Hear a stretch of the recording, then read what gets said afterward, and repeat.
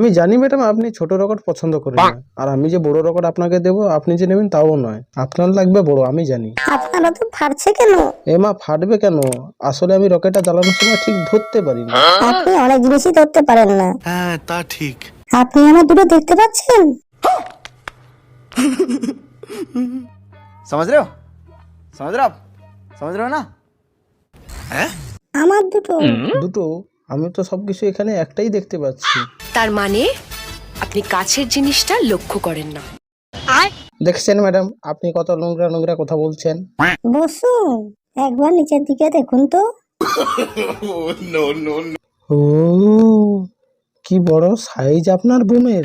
তবুও ভালো, আপনি আমার বোম দুটো লক্ষ্য করলেন। একটা কথা বলবো, কিছু মনে করবেন না তো? বলুন।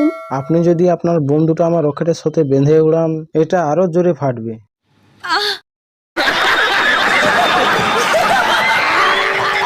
সেদিন আমার পায়খানায় মন খুলে হাগছিলাম, হঠাৎই দেখলাম পায়খানার মধ্যে একটা পেটো বোম এসে পড়লো।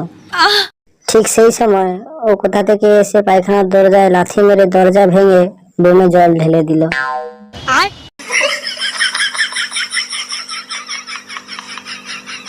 তখন এমন পজিশনে ছিলাম তোমাকে ধন্যবাদটাও বলতে পারিনি।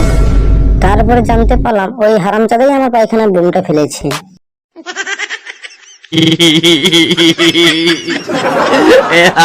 কত বছর ড্যামেজ বোমের দোকানটা চালাচ্ছেন? 5 বছর। এর মধ্যে পাবলিকের কালানি খেয়েছেন কতবার? 5 বছর। 5 বার, বছরে একবার করে। আপনার রেকর্ড তো দেখছি। আপনার দোকান থেকে ড্যামেজ এক্সপায়ার বোম উদ্ধার করার কথা আমি অনেক শুনেছি। সাধারণ মানুষ বুঝতেই পারছে না যে কত বড় বাঁশ নিচ্ছে। তাছাড়া আমিও সাধারণ মানুষের বাঁশ দিতে চাই, যাতে তারা বোম ফাটাতে গিয়ে 36 লাখ টাকা যেন ফেটে যায়। সেই জন্য আমি আপনার কাছ থেকে ড্যামেজ বোমগুলো কিনে পাবলিককে ফ্রিতে বিতরণ করব। স্যার 5 বছরে 5 বার ক্লানি খেলার যা রেকর্ড আছে, তার দোকান থেকে বাজি কেনাটা কি ঠিক হবে?